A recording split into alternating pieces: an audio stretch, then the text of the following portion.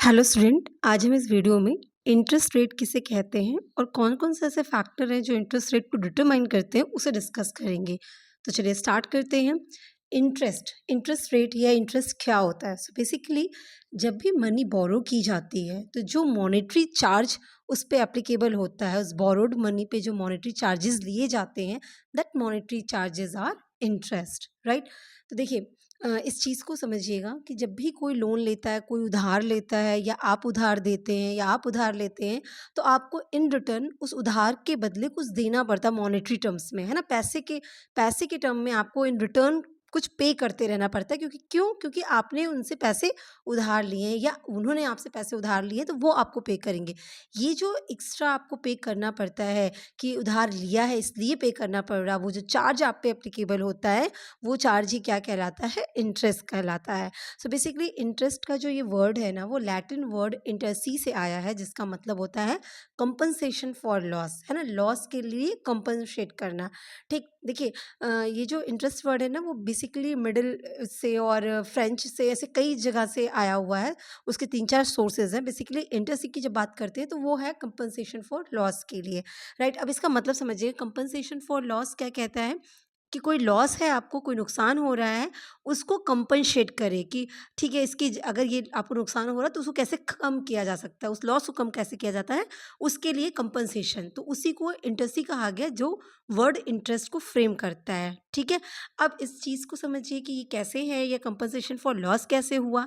तो देखिए, जब भी कोई पर्सन उधार देता है ना, मनी लेंड करता है, बीइंग एन लेंडर, जब वो अपना पैसा किसी दूसरे को दे रहा है, तो क्या हो जाता है कि दूसरा उस पैसे का इस्तेमाल करता है और उतनी टाइम के लिए वो पैसा उस इंसान के पास नहीं रह जाता है जिसने उसको उधार दिया, ठीक? तो वो क्या कहता है कि हमने अपना पैसा उठा के किसी को दिया तो हमें उसका कंपनसेशन मिलना चाहिए, क्योंकि अब वो पैसा मेरे पास नहीं है, मैं उसको यूज़ नहीं कर सकता। मैंने उठा के किसी को दे दिया, अब मैं उसको यूज़ नहीं कर पा रहा हूँ। तो मुझे कंपनसेशन में मेरा ये लॉस हो गया कि मैं उस पैसे का इस्तेमाल नहीं कर पाऊँगा, जब तक कि वो लोन के फॉर्म में, जब तक कि किसी ने उधार ले रखा, जब तक वो रिटर्न नहीं कर देता, तब तक मैं उस पैसे का इस्तेमाल नहीं कर सकता। तो मुझे कंपनसेशन में कुछ मिलना चाहिए। मेरा ये जो लॉस हुआ उसको कंपनसेट करने के लिए मुझे मिलना चाहिए। तो जो उस लॉस को कंपनसेट करने के लिए जो मनी पे की जाती है ना, वो मनी ही क्या कहलाती है? इंटरेस्ट कहलाती है। सो बेसिकली प्रिंसिपल अमाउंट, मतलब जो अमाउंट बोरो किया गया है बोरोवर के थ्रू, है ना? लेंडर कौन होता है? जिसने पैसा उधार दिया, है ना? और बोरोवर कौन हो गया? जिसने पैसा उधार लिया। तो जो भी पैसा लेंडर के थ्रू बोरोवर को दिया गया है, उससे एक्स्ट्रा बोरोवर जब भी पैसा देता है, जितना भी पैसा उस बोरोइंग अमाउंट से ज़्यादा जो भी पैसा बोरोवर रिटर्न कर रहा है लेंडर को, वो क्या होता है? हमारा इंटरेस्ट होता है। तो इंटरेस्ट का अमाउंट क्या होता है? Over and above the principal amount. Principal amount मतलब क्या हो गया? एक्चुअली जितना पैसा उधार लिया था। सपोज़ करिए आपने 1 लाख रुपए का लोन लिया, या 1 लाख रुपए की आपको ज़रूरत थी, आपने 1 लाख रुपए किसी से माँगा, ठीक है? तो जिससे आपने 1 लाख रुपया लिया है, अब वो पर्सन 1 लाख रुपए का इस्तेमाल नहीं करेगा। कौन करेगा? आप 1 लाख रुपए का इस्तेमाल करेंगे। वो 1 लाख रुपए है किसी और का, पर इस्तेमाल आप कर रहे हैं। तो वो कहेगा ना कि मेरे पैसे का इस्तेमाल अगर आप करें तो मुझे कंपनसेशन में कुछ दीजिए। तो जो कंपनसेशन में आप देते हैं, जो मनी आप उस 1 लाख से एक्स्ट्रा जो उसको पे करते हैं, that is a interest. Clear है? सो बेसिकली इंटरेस्ट जो होता है वो परसेंटेज के फॉर्म में कैलकुलेट होता है, किस पे? प्रिंसिपल अमाउंट पे। जितना लोन का अमाउंट होता है, जितना मनी बोरो की गई है, उसी अमाउंट पे आपका इंटरेस्ट कैलकुलेट होता है, वो परसेंटेज के टर्म में बताया जाता है। अब ये जो परसेंटेज होता है इंटरेस्ट रेट का, वो फिक्स्ड और फ्लेक्सिबल दोनों हो सकता है। फिक्स्ड और फ्लेक्सिबल का मतलब होता है कैसे? कि मान लीजिए हमने बैंक से उधार लिया पैसा, अगर हमने बैंक से उधार लिया तो या तो हम ये कहते हैं कि भाई हम 9% का इंटरेस्ट रेट मान लीजिए चल रहा है। बैंक कहती है कि अगर आप हमसे पैसा उधार लेंगे तो हमें इन रिटर्न 9% के हिसाब से दीजिए, ठीक है? तो अगर 9% बैंक बोल रही है, और ये जब तक हम उधार लिए हैं, 5 साल के लिए, 10 साल के लिए लिए, 2 साल के लिए लिए, जब तक हम उधार का लिए हैं कि उधार का पैसा हम 2 साल बाद वापस करेंगे, तो उस 2 साल तक हमको क्या देना पड़ेगा? उसी 9% से अगर देते रहना पड़ेगा। जब तक हम पैसा रिटर्न नहीं कर देते, तब तक हमको उसी रेट से, जो बैंक ने बोला है, उसी रेट से पैसा रिटर्न करना पड़ेगा। तो उसे हम कहते हैं फिक्स्ड इंटरेस्ट रेट। जैसे 9% फिक्स्ड इंटरेस्ट रेट हो गया। एक होता है flexible interest rate. Flexible interest rate क्या होता है? ये बैंक क्या करती है, जैसे कि आपका एक बेस रेट आता है, पीएलआर जिसे कहते हैं, प्राइम लेंडिंग रेट या base rate. So basically base rate के बेसिस पे आपसे चार्ज किया जाता है। बेस रेट हो गया प्लस आपका 4%, 6% जो भी है। तो मान लीजिए कि 4% चल रहा है, आपका जो भी रेट चल रहा है, मतलब गवर्नमेंट या आपकी आरबीआई जो डिसाइड की है, तो बेस रेट के हिसाब से उसमें ऐड हो जाता है। अगर 4% है तो 4 + 2 6% के रेट से आपको इंटरेस्ट देना है।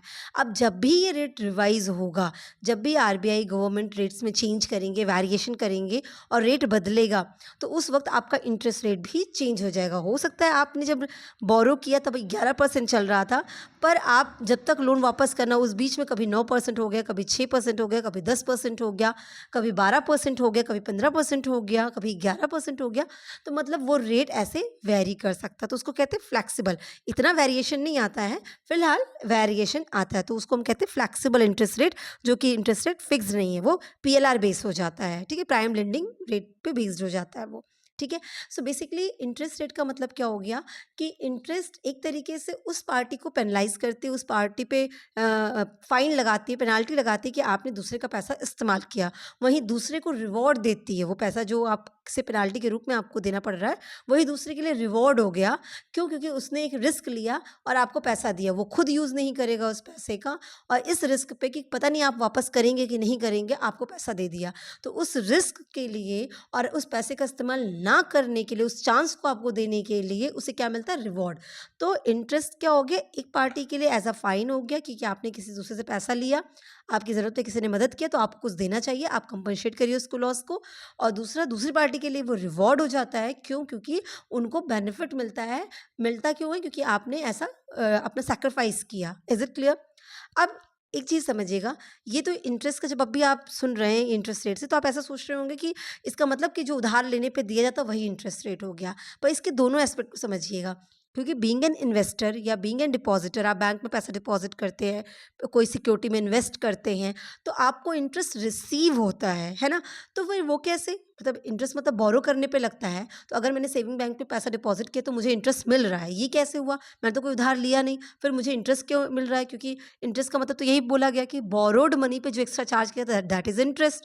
तो अगर मैंने पैसा बैंक में डिपॉजिट किया तो फिर मुझे इंटरेस्ट कैसे मिलता है? उसको हम इंटरेस्ट कैसे कह रहे हैं? तो इस बात को समझिएगा कि जब भी आप बैंक में अपने पैसे को डिपॉजिट करते हैं तो आपको इंटरेस्ट क्रेडिट हो जाता है। ठीक है, आपका, या इन्वेस्टमेंट करते हैं तो आपको इंटरेस्ट मिलता है, इंटरेस्ट रिसीव करते हैं। तो अगर आपने बैंक में अकाउंट ओपन करवाया, तो सेविंग, मान लीजिए एग्जांपल के लिए सेविंग अकाउंट ओपन करवाया, तो भी हर बार आपको कुछ ना कुछ इंटरेस्ट मिलता रहता है। 3% 4% से आपको इंटरेस्ट मिलता है, आपके अकाउंट में क्रेडिट होता जाता है। वो कैसे? तो वो इस वजह से होता है कि बैंक क्या करती है, आपसे उस आपने पैसा बैंक में जमा कर दिया।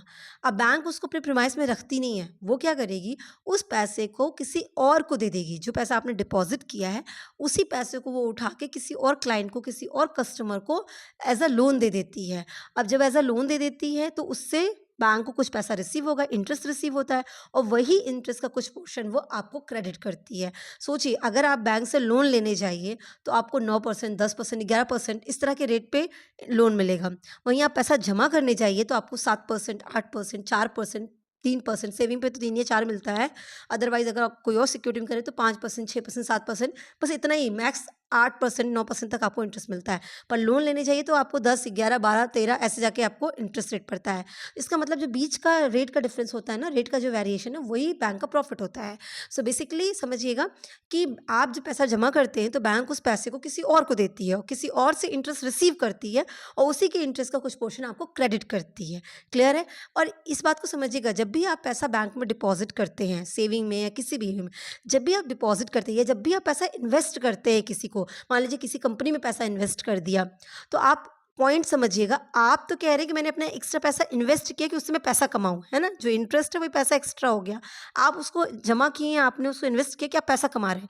पर दूसरे के पॉइंट ऑफ व्यू से सोचिए, जहाँ पे आपने इन्वेस्ट किया है उसने तो आपसे पैसा उधार लिया है ना, क्योंकि उसकी ज़िम्मेदारी, उधार क्या होता है? उसकी ज़िम्मेदारी बनती है कि भई जो लिया उसको वापस करो, तो वो उसके लिए तो उधार हो गया। तो इसी तरह जब आप बैंक में डिपॉज़िट करते हैं पैसा, तो आप तो अपना पैसा डिपॉज़िट करें, मेरा एक्स्ट्रा पैसा था मैंने उठा के बैंक में रख दिया। पर बैंक के पॉइंट ऑफ व्यू से सोचिए तो बैंक के लिए तो वो उधार हुआ ना, उन्होंने आपसे उतना पैसा ले रखा है, आप जब मांगोगे उनको वो पैसा देना पड़ेगा, है ना। तो इसीलिए वो आपको इंटरेस्ट पे करती हैं। Is it clear? इसीलिए बैंक्स में अगर देखेंगे तो जितने भी जो आप सेविंग अकाउंट्स खुलवाते हैं, पीपीएफ खुलवाते हैं, आरडी खुलवाते हैं, फिक्स डिपॉजिट खुलवाते हैं, ये पैसे जो भी आप इस तरह से जमा करते हैं बैंक में, जो भी पैसा जमा होता है, डिपॉजिट जो भी होते हैं, वो सारे बैंक के लिए लोन होते हैं। बैंक की जब बैलेंस शीट बनती है, जब बैंक अपना अकाउंट क्रिएट वो करती है, तो वो क्या कहती है, वो सब लोन कहती है, क्योंकि उसको वो वापस करना है। और बैंक जो आपके ही पैसे को किसी दूसरे को देती है, जो लोन बांटती है, बैंक जो लोन देती है, बैंक उसे एसेट्स कहती है, क्योंकि वो पैसा उसको वापस मिलने वाला है, उसने दिया, उसको पैसा वापस मिल जाएगा, वो बैंक के लिए एसेट्स होती है। तो जितने भी लोन होते हैं वो बैंक के लिए एसेट्स होते हैं, और जितने भी डिपॉजिट्स होते हैं वो बैंक उसको लायबिलिटीज़ कहती है। क्लियर है? तो ये ही आपका मतलब है। तो इंटरेस्ट का सिंपली मतलब जो मॉनेटरी चार्जेस बोरोड अमाउंट पे लगाए जाते हैं, वो आपका इंटरेस्ट हो जाता है। क्लियर है? सो ये चीज़ें आपको समझ में आ गई होंगी कि इंटरेस्ट किसे कहते हैं, और इंटरेस्ट रेट क्योंकि ये परसेंटेज के टर्म में आता है, हमेशा उस परसेंटेज टर्म में डिनोट किया जाता है, इसलिए इसको हम रेट कहते हैं। अब हम बात करेंगे ऐसे कौन से फैक्टर्स हैं जो इंटरेस्ट रेट को डिटरमाइन करते हैं। ठीक है? सो बेसिकली जो भी फैक्टर्स हैं ना वो इकोनॉमी बेस्ड फैक्टर होते हैं, इसीलिए उसको मैक्रो इकोनॉमिक्स फैक्टर कहते हैं। और ये फैक्टर्स कौन कौन से हैं इसको देख लेते हैं। तो एक हो गया हमारा demand and supply of money, money की कितनी डिमांड है या मनी की कितनी सप्लाई है, ये डिसाइड करती है कि इंटरेस्ट रेट ज़्यादा है या कम है। इसी तरह गवर्नमेंट की बोरोइंग, गवर्नमेंट अगर उधार ले रही होती है तो वो भी इम्पैक्ट करती है, अफेक्ट करती है इंटरेस्ट रेट को, कि इंटरेस्ट रेट ज़्यादा लगेगा या कम लगेगा। इन्फ्लेशन रेट आपका कैसा है वो डिटरमाइन करता है कि इंटरेस्ट रेट ज़्यादा है या कम रहेगा।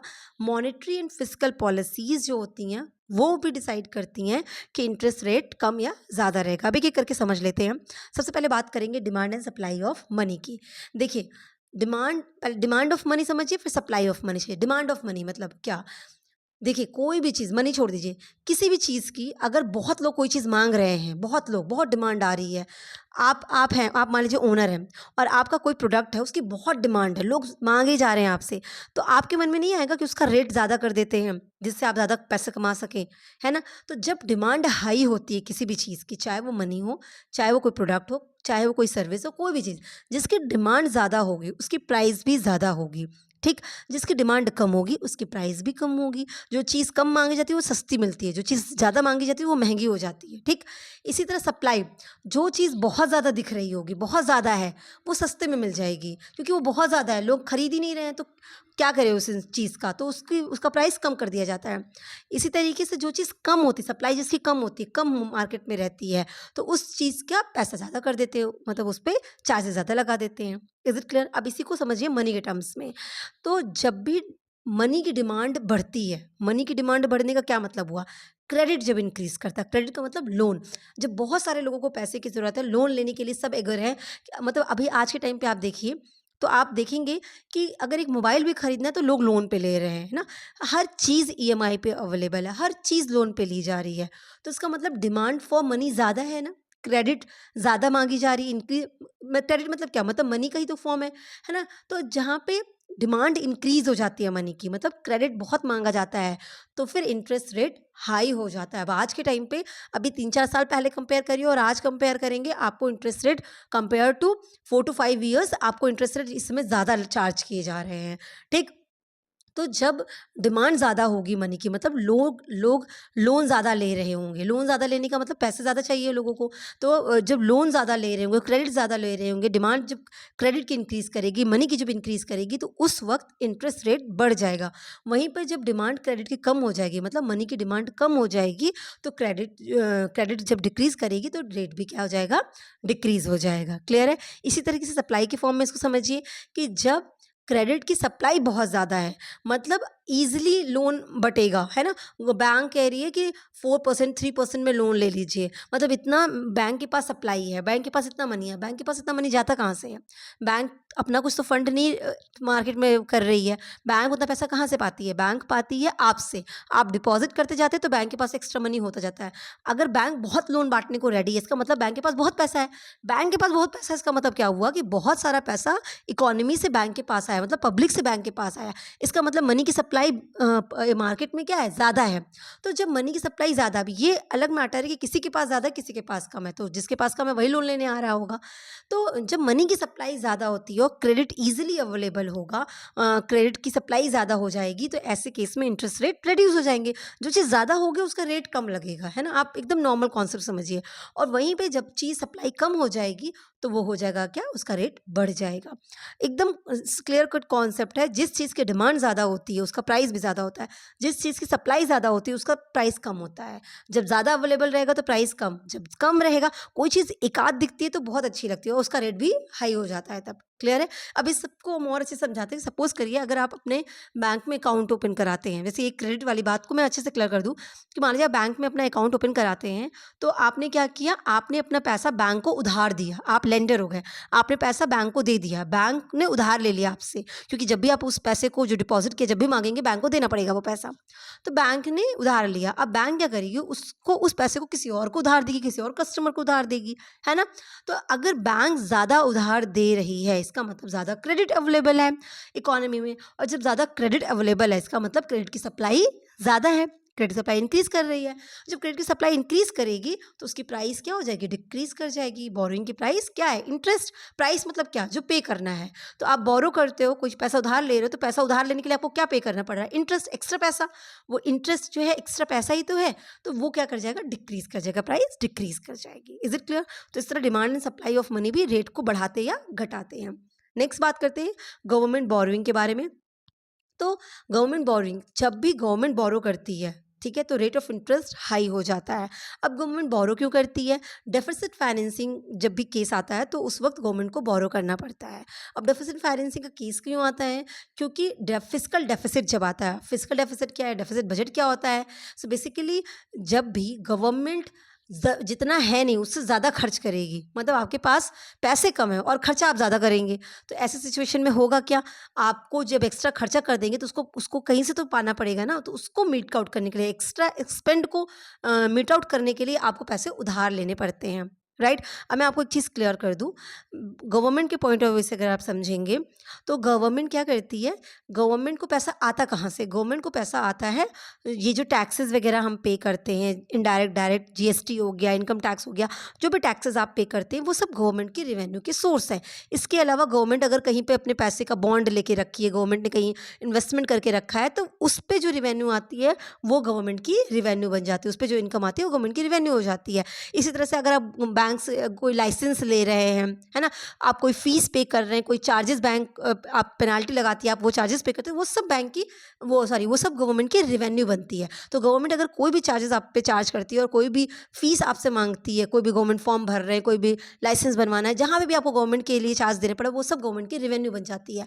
और उसके बाद गवर्नमेंट के पैसों का क्या करती है, इन्हीं पैसों से वो आप पे खर्चा करती है, पब्लिक पे खर्चा करती है, स्पेंड करती है। मतलब कैसे, जैसे कि रोड बनवा रही है, हॉस्पिटल बनवा रही है, स्कूल कॉलेजेस खुलवा रहे हैं, या अपने डिफेंस सिस्टम को स्ट्रॉन्ग करने के लिए नए नए वेपन्स परचेज किए जा रहे हैं, आर्मी को स्ट्रॉन्ग किया जा रहा है, लोगों को सैलरी बांटी जा रही है। ये सारा खर्चा कौन करता है, आपकी गवर्नमेंट करती है। कहाँ से करती है, इन्हीं रेवेन्यू से करती है। Is it clear. तो हमारे हमारे अगर इंडिया की बात करती हूँ तो हमारे यहाँ पे पहले एक्सपेंडिचर का बजट बनता है कि हमें खर्चा कितना कितना करना है, क्योंकि हमें एक डेवलपिंग कंट्री है, हमें अपने देश को डेवलप करना है। तो हमें क्या करना पड़ता है, हमें पहले ये देखना होता है कि हमें खर्चा कितना कितना करना है। तो पहले खर्चे का बजट बनाते हैं, अब खर्चे के बजट से हम रेवेन्यू का बजट बनाते हैं। तो हमारे यहाँ पे पहले एक्सपेंडिचर का बजट तैयार होता है कि हमें कितने खर्चे करने हैं, एंड देन उससे मीट आउट करते हैं अपने रेवेन्यू को। तो जब भी एक्सपेंडिचर ज़्यादा होगा, रेवेन्यू कम होगा, तो डेफिसिट तो होगा ही, घाटा। डेफिसिट मतलब क्या, घाटा। तो घाटा हो गया। तो अब उसको जब आपने घाटे का बजट बना लिया, आपने घाटा कर दिया, तो उसी को कहते हैं फिस्कल डेफिसिट। तो अब उसको उसकी भरपाई करनी पड़ेगी। वो घाटे का अब आपने बनाया तो आपको खर्चे तो करना ही करना है। अब वो आप कहाँ से पूरा करेंगे, तो वो आप पूरा करने के लिए क्या करेंगे, अलग अलग सोर्सेज से करेंगे, लोन लेंगे। मतलब आप कौन, गवर्नमेंट लोन लेगी, है ना, या बॉन्ड्स वगैरह करेगी। तो पब्लिक से लोन ले सकती है, इंटरनेशनल से लोन ले सकती है। पब्लिक से लोन मतलब जो गवर्नमेंट बॉन्ड इशू होते हैं, तो आप परचेज करते हैं तो क्या हुआ, आपका पैसा गवर्नमेंट के पास चला गया ना, तो उधारी तो हुआ, गवर्नमेंट उसे वापस करेगी। हर एक के दो पॉइंट ऑफ व्यू, तो आप अपनी साइड से इन्वेस्टमेंट कहते हैं और दूसरे पॉइंट ऑफ व्यू से वो उधार हुआ। तो फिर इस तरीके से गवर्नमेंट बोरो करती है। तो जब भी गवर्नमेंट बोरो करने को आती है तो उस वक्त इंटरेस्ट रेट हाई हो जाता है। Is it clear?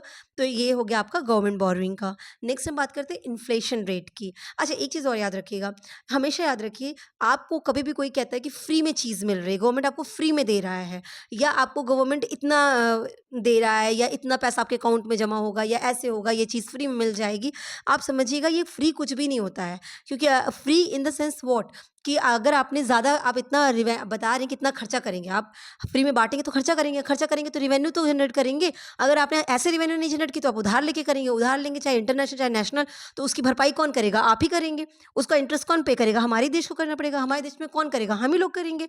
ज़्यादा हम पे टैक्स लगाया जाएगा या कुछ किया जाएगा। तो बात समझिएगा कि ये सब कुछ एक सर्कल की तरह है, कुछ भी फ्री नहीं होता। इसलिए माइंड को क्लियर करके सोचना चाहिए कि जो चीज़ें कन्वीनिएंट हो, जो चीज़ें सही हो, कहीं कुछ माफ़ी नहीं होनी चाहिए, कहीं कुछ नहीं। लीगली अगर हर चीज़ चलती है तो आपकी इकॉनमी भी लीगली चलेगी। और हमारे यहाँ हमेशा घाटे का बजट बनता है, अक्सर घाटे का बजट ही रहता है हमारा। ठीक है, सो नेक्स्ट देखते हैं, इन्फ्लेशन रेट की बात करते हैं। अब जब हम इन्फ्लेशन रेट की बात कर रहे हैं तो वो इंटरेस्ट रेट को कैसे अफेक्ट करती है? अगर इन्फ्लेशन रेट ज़्यादा रहेगा तो इंटरेस्ट रेट भी ज़्यादा रहेगा। ठीक है, ये कैसे? अब देखिए, ये इसलिए होता है कि अगर आपने लोन बांटा है ना, आपने लोन दे दिया, तो आपने अपना पैसा किसी दूसरे को दे दिया। अब आपने पैसा दूसरे को दे दिया, अब दूसरा 5 साल के बाद वापस करेगा। 5 साल के बाद वो जो वापस करेगा वो वही पैसा, जितना लिया था उतना ही पैसा वापस करेगा। पर उस पैसे से आज जो आप खरीद सकते थे, क्या 5 साल बाद वही खरीद पाएँगे? बिल्कुल भी नहीं। आप 5 साल बाद वो चीज़ नहीं खरीद पाएँगे, उससे ज़्यादा पैसे पे लगेगा। क्यों? क्योंकि प्राइसेज़ बढ़ चुकी रहेंगी, इन्फ्लेशन की वजह से प्राइसेज़ बढ़ चुकी रहेंगी। तो इस वजह से आप क्या कहेंगे कि भई कंपनसेशन में आप वो पैसा मुझे 5 साल बाद वापस करिए, ठीक है। पर जो उसके बदले आप मुझे हर बार थोड़ा-थोड़ा पैसा वापस कर रहे हैं, इंटरेस्ट, हमने आपको इतना पैसा दिया इसलिए आप मुझे इंटरेस्ट देंगे, वो ज़्यादा दे दीजिए, है ना? तो इन्फ्लेशन रेट की वजह से भी क्या हो जाता है, आपका इंटरेस्ट रेट हाई हो जाता है। जब इन्फ्लेशन रेट ज़्यादा है तो मतलब फ्यूचर में प्राइस ज़्यादा बढ़ने वाली है। जब फ्यूचर में प्राइस ज़्यादा बढ़ जाएगी और आप हमें उतना ही पैसा वापस करेंगे तो कैसे काम चलेगा? तो आप हमें इंटरेस्ट के फॉर्म में वो पैसा देते रहिए। Is it clear? जिससे मेरी परचेसिंग पावर मेंटेन रहे। क्योंकि आपको लोन देने की वजह से मेरी परचेसिंग पावर डिक्रीज़ हो गई है। 5 साल बाद जब आप पैसा वापस करेंगे तो भी वो पैसा उस वैल्यू का नहीं रह जाएगा, उसकी परचेसिंग पावर कम हो चुकी रहेगी इन्फ्लेशन की वजह से। तो इंटरेस्ट रेट आप क्या करेंगे? हाई कर देंगे। अब सेम अपोज़िट डिफ्लेशन में हो जाता है। अगर डिफ्लेशन है तो इंटरेस्ट रेट डिक्रीज़ कर जाएगा। Is it clear? So next हमारा एक और है monetary and fiscal policy. Monetary policy and fiscal policy. देखिए, मॉनेटरी पॉलिसी मतलब जो आरबीआई पॉलिसीज़ बनाती है उसको मॉनेटरी पॉलिसी कहते हैं, और फिस्कल पॉलिसी क्या होगी? जो गवर्नमेंट पॉलिसीज़ बनाती है उसको हम फिस्कल पॉलिसी कहते हैं। ठीक? तो आरबीआई हमारे यहाँ पे आरबीआई जो है मनी की सप्लाई पे बहुत कंट्रोल करती है, तो आरबीआई मॉनेटरी पॉलिसीज़ के थ्रू कंट्रोल करती है। और इसी तरह गवर्नमेंट भी पॉलिसीज़ बनाती है, फिस्कल पॉलिसी जिसे कहते हैं, वो भी मनी सप्लाईज़ को अफेक्ट करती है। तो ये अगर मनी सप्लाई को अफेक्ट करेंगे तो बट ऑब्वियस सी बात है इंटरेस्ट रेट को भी अफेक्ट करेंगे। तो ये बहुत सारे ऐसे वेरिएबल्स हैं जिनको ये लोग कंट्रोल करते हैं थ्रू अ मॉनेटरी पॉलिसी और फिस्कल पॉलिसी, जिसकी वजह से आपके इंटरेस्ट रेट भी अफेक्ट होते हैं, वो हाई या लो रहते हैं। ठीक है, जैसे एग्जाम्पल के लिए आप ये समझिएगा कि आरबीआई आपका CRR rate, SLR rate, repo rate, इन सब में चेंजेस करती है, सब वेरिएशंस लगाती है। तो इनकी वजह से क्या हो जाता है, रेट जो होता है हाई या लो होता है। और इसी तरह से बैंक, जैसे फिस्कल पॉलिसी की बात करें, जैसे गवर्नमेंट है तो टैक्स रेट में चेंजेस करती है, या और भी कोई पॉलिसीज़ ला रही है तो उसके थ्रू चेंज करती है। तो उन सब की वजह से क्या होता है, आपका इंटरेस्ट रेट चेंज हो जाता है। अब ऐसे समझिएगा, एक मैं एग्जांपल बस बता देती हूँ। ये सीआरआर, एसएलआर एक काफ़ी बड़े टर्म्स हैं। ये एक टेक्निक है मनी सप्लाई को कंट्रोल करने के लिए, क्वांटिटेटिव और क्वालिटेटिव टेक्निक्स होती हैं, उसी में ये कंट्रोल करने की एक टेक्निक्स है। तो मैं एकदम शॉर्ट में इसको समझाती हूँ कैसे इंटरेस्ट रेट बढ़ता है या घटता है। सीआरआर की बात कर लेते हैं, जैसे कैश रिजर्व रेशियो।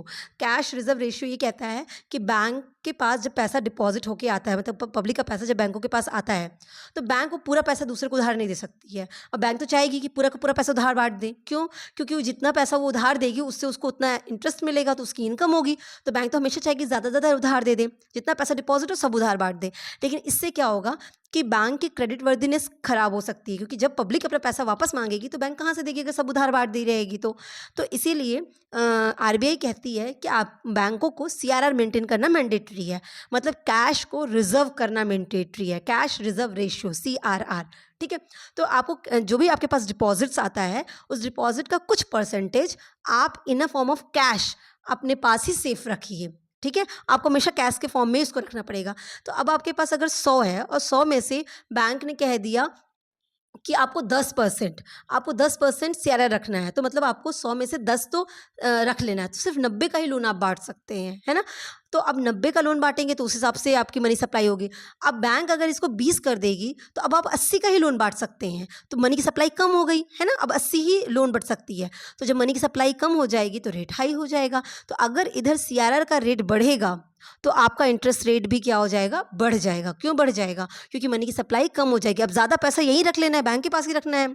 और अगर बैंक कहती है कि नहीं आप सिर्फ 5% का सीआरआर रखो, तो अब 100 में से 5% मतलब सिर्फ 5 ही रखना है, 95 का आप क्या कर सकते हैं, लोन बांट सकते हैं। तो मनी की सप्लाई बढ़ गई, मनी की सप्लाई बढ़ गई तो इंटरेस्ट रेट क्या हो जाएगा, कम हो जाएगा।